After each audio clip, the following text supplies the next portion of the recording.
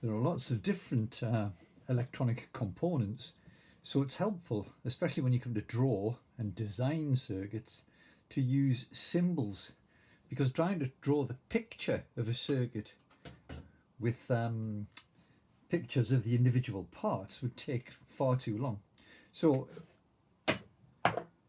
symbols have been developed to represent each of these components. So we've said the components are things like the cell or battery, a wire, a switch, the buzzer, and the bulb, all examples of electrical components.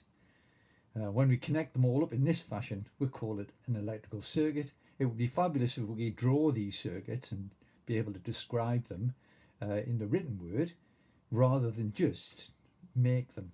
So it's a great way to record what a circuit does and which circuit you used. So here are the symbols for some very common components. Our cell or battery has this symbol, so it's a strange one, isn't it? A vertical line. To the left is a long line, and that's the plus. To the right is a short line, and that represents the minus of the battery. And batteries usually have these marked on. This one's definitely got a plus there anyway. Coming round, well, we've already got a component there. Look, that's a wire, and a wire is represented the same everywhere in the circuit. It's simply a line.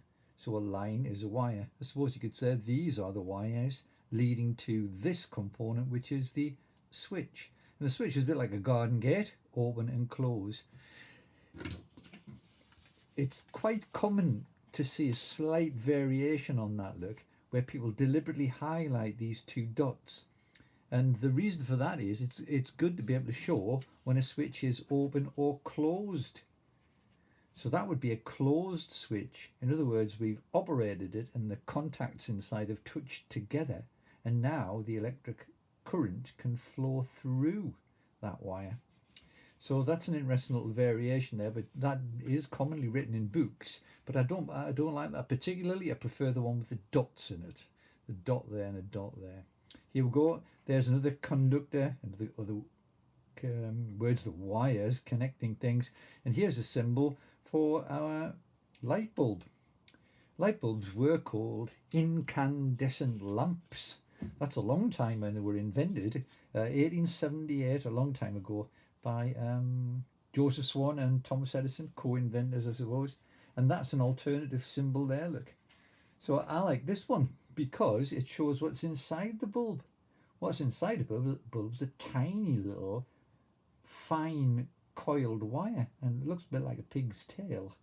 So that there is actually inside the bulb, but people have tended to start to use more commonly this symbol, that cross in the box.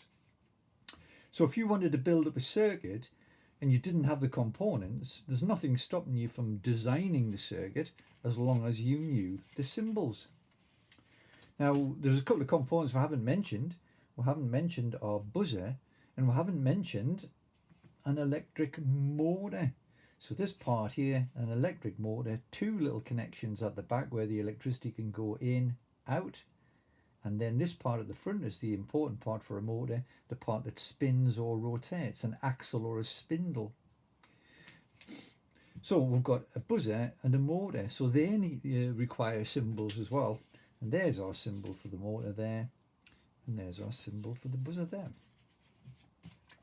So there's our buzzer, and there's our motor. Sometimes people write an arrow on the motor like that, and that indicates that the little axle spins around.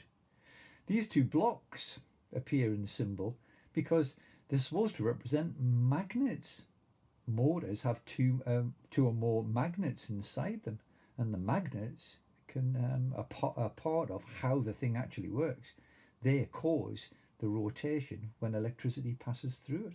So it's a combination of magnetism and electricity from the wires that causes the motion of a motor.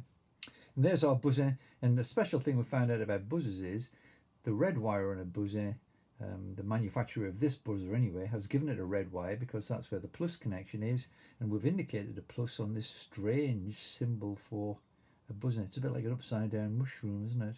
Plus and minus. So if we've got all these symbols and we know what the components do, how they function, then we can start designing our own circuits. So all we've got to do is either have these drawn out on pieces of paper, or we can start without them, but just have a blank piece of paper and then start drawing these parts and then simply link them together, and in that way we're designing our circuit. So look at that in the next video.